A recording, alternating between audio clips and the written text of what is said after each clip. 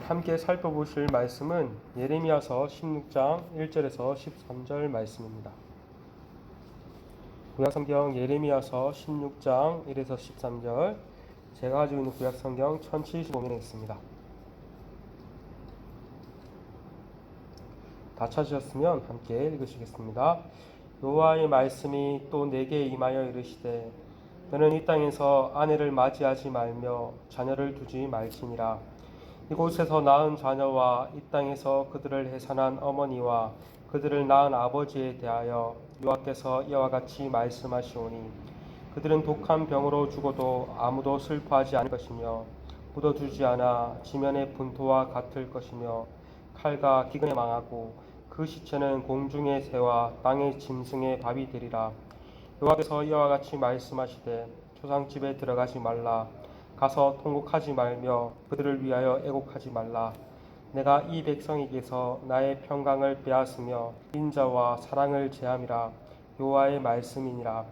큰 자든지 작은 자든지 이 땅에서 죽으리니 그들이 매장되지 못할 것이며 그들을 위하여 애곡하는 자도 없겠고 자기 몸을 베거나 머리털을 미는 자도 없을 것이며 그 죽은 자로 말미암아 슬퍼하는 자와 떡을 떼며 위로하는 자가 없을 것이며 그들의 아버지나 어머니의 상사를 위하여 위로와 잔을 그들에게 마시게 할 자가 없으리라. 너는 잔치집에 들어가서 그들과 함께 앉아 먹거나 마시지 말라. 만군의 여호와 이스라엘의 하나님께서 이와 같이 말씀하시니라. 보라, 기뻐하는 소리와 즐거워하는 소리와 신랑의 소리와 신부의 소리를 내가 내 목전 내 시대에 이곳에서 끊어지게 하리라. 내가 이 모든 말로 백성에게 말할 때 그들이 내게 묻기를, 여호와께서 우리에게 이 모든 큰 재앙을 선포하심은 어찌 되며 우리의 죄악은 무엇이며 우리가 우리 하나님 여호와께 범한 죄는 무엇이냐 하거늘, 너는 그들에게 대답하기를, 여호와께서 말씀하시되, 너희 조상들이 나를 버리고 다른 신을 따라서 그들을 섬기며 그들에게 절하고 나를 버려 내 율법을 지키지 아니하였음이라. 너희가 너희 조상들보다 더욱 악을 행하였도다. 보라, 너희가 각기 악한 마음의 완악함을 따라 행하고 나에게 순종하지 아니하였으므로 내가 너희를 이 땅에서 쫓아내어 너희와 너희 조상들이 알지 못하던 땅에 이르게 할 것이라. 너희가 거기서 주야로 다른 신들을 섬기리니 이는 내가 너희에게 은혜를 베풀지 아니함이라 하셨다 하라. 아멘. 지난주에 살펴본 예레미야 13장 1에서 11절에서 선지자의 상징 행동을 통해 하나님의 뜻이 전달되었다면, 오늘 본문 16장 1에서 9절 또한 상징 행동을 통한 하나님의 뜻이 전달됩니다. 하나님께서 예레미야로 하여금 세 가지 상징 행동을 하라고 하시므로 유다의 심판을 전하십니다. 먼저 2절에서 예레미야에게 아내를 맞이하지 말며 자녀를 두지 말라고 말씀하십니다. 오늘날에는 결혼을 하지 않고 독신으로 사는 일이 흔한 일이지만 예레미야 당시에는 독신으로 사는 것은 굉장히 낯선 일이었습니다. 왜냐하면 결혼을 하고 자식을 갖는 것은 하나님의 축복으로 간주되었기 때문입니다. 반면 자식을 낳지 못하는 것은 하나님의 저주라 생각되었습니다. 그런데 하나님께서는 이러한 사회적 간섭을 뒤엎으시고 예레미야에게 결혼을 하지 말라고 말씀하십니다. 예레미야는 후손이 없기에 대를 잇지 못하게 될 것이며 이 땅에서 완전히 소멸될 것입니다. 마찬가지로 유다 백성의 운명이 그러하다는 것을 알리신 것입니다. 3에서 4절은 유다의 이미 출생한 자녀와 부모 세대를 향해 재앙을 선언하십니다. 독한 병으로 죽어도 아무도 슬퍼하지 않을 것이며 묻어주는 사람이 없어 묻어주지도 않을 것이며 칼과 기근으로 망하고 그 시체는 공중의 새와 짐승의 밥이 될 것이라고 말씀하십니다. 전염병과 전쟁과 기근, 이 3종 세트는 하나님이 앞서 이스라엘 조상들과 언약을 맺으셨을 때 그들이 언약을 어길 시에 이러한 심판이 내려질 것이라고 선언하셨습니다. 이처럼 유다에게 내려진 3종의 심판은 많은 사람들이 죽게 만들 것입니다. 그러나 그 시체를 묻어주지 않아 거름더미와 같이 될 것이며 짐승의 밥이 될 것이라고 말씀하십니다. 그것은 그 땅에 내려질 완전한 심판이요 유다가 당하게 될 비참한 운명을 말씀하신 것입니다. 이어지는 5절에서는 예레미야가 취할 두 번째 상징 행동이 나옵니다. 이번에는 초상집에 가지 말며 통곡하거나 애곡하지 말라고 말씀하십니다. 당시에도 초상집에 가서 함께 슬퍼하는 것은 당연한 일이었습니다. 그러나 하나님은 이번에도 예레미야에게 이러한 당연한 일들을 하지 말라고 말씀하십니다. 5절 하반절을 보시면 하나님께서 유다에게서 내 평강, 곧 하나님의 평강을 빼앗으며 인자와 사랑을 제거하실 것이라고 말씀하십니다. 평강, 인자, 사랑, 이것들은 하나님께서 하나님의 백성인 유다에게 주신 은혜와 복들입니다. 그러나 하나님께서는 이제 그러한 것들을 다 거두시겠다고 말씀하십니다. 이렇게 하나님의 은혜와 복들이 거두어진 유다는 매우 비참할 것입니다. 위에도 보시면 앞서 말씀한 그러한 재앙들이 또 한 번 더 말씀하십니다.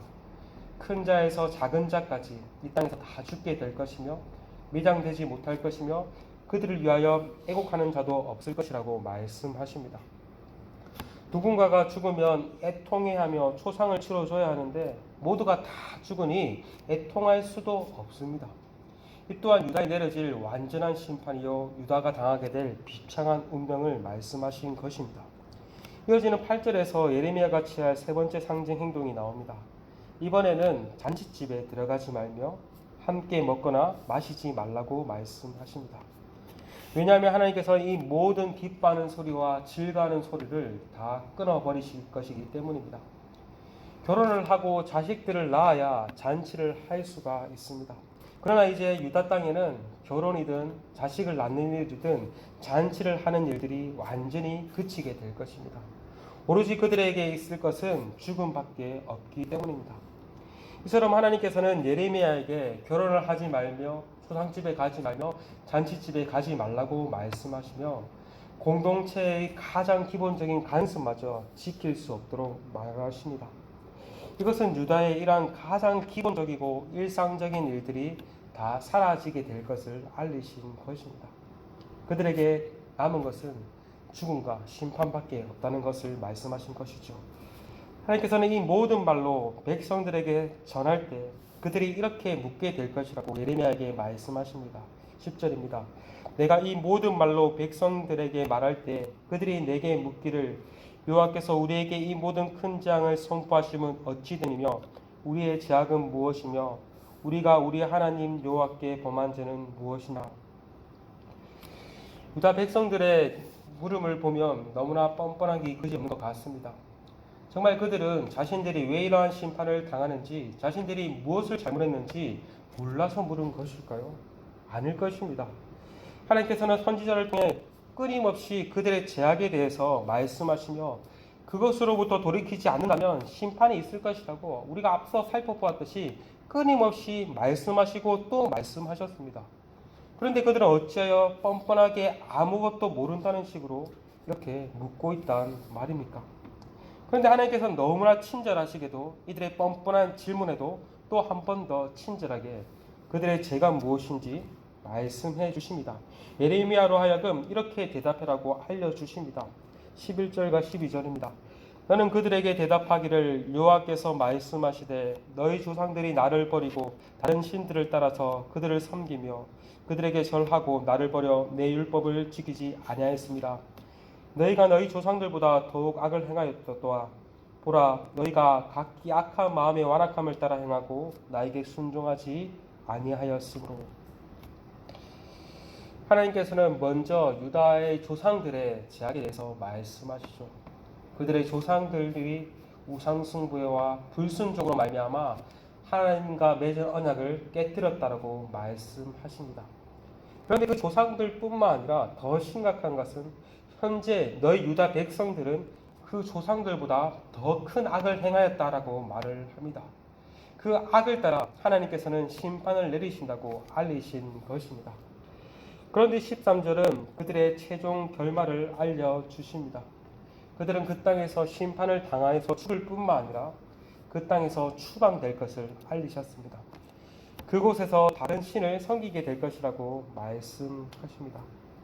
너희들 내가 준 이 땅에서 다른 신을 섬겼지 뭐냐 이제 실컷 내가 다른 땅으로 옮겨줄 테니 그 일을 실컷 해봐라고 말씀하신 것입니다. 이처럼 하나님께서는 유다 백성들에게 그 땅에서 심판을 하실 뿐만 아니라 그들을 그 땅에서 추방하심으로써 그들이 계속해서 악을 행하도록 보시겠다고 말씀하십니다. 이것을 통해서 진짜 심판이 무엇인가? 그것은 바로 하나님께서 제동을 걸지 않으신 것이 진짜 심판이 아닌가 생각됩니다. 악한 일을 하고 있는데 계속해서 아무 일들이 일어나지 않고 그 일들을 계속하도록 하나님께서 버려두신다면 이것이야말로 하나님의 심판인 것입니다. 반면 하나님께서 우리가 악한 일을 행할 때 꾸짖으시고 제동을 거신다면 그것이 하나님의 은혜인 것임을 우리는 또한 이 말씀을 통해서 보게 됩니다. 여러분, 오늘 또 이 말씀을 통해서 또 우리 자신을 계속해서 점검해 보았으면 좋겠습니다. 정말 우리가 정말 하나님께서 끊임없이 우리로 하여금 예레미야의 말씀을 통해서 우리의 죄악들을 또 말씀하시고 깨닫게 하시는데 계속해서 연약하게 우리는 닫힌 눈과 마음으로 우리의 모습들을, 우리의 실상들을 바라보지 못한 채 왜 하나님 우리에게 이러한 어려움들이 당합니까? 라고 하나님께 또 따지고 있는 것은 아닌지, 또 오늘 말씀을 통해서 우리 자신을 바라보며 또 하나님께서 우리에게 교정할 기회를 주신다면 또 하나님께 온전히 돌이킴으로 나아가는 우리 모두가 되시길 간절히 소망합니다. 시간 함께 말씀을 붙잡고 기도했으면 좋겠습니다. 오늘 하루도 하나님의 말씀에 잘 순종할 수 있는 은혜를 허락하여 주시옵시고 하나님의 말씀을 따라 신실하게 살아갈 수 있는 은혜를 허락해 달라고 성령님 우리 가운데, 우리 공동체 가운데 충만한 은혜를 허락해 달라고 시간 함께 기도하시며 나아가시겠습니다. 함께 기도하시겠습니다.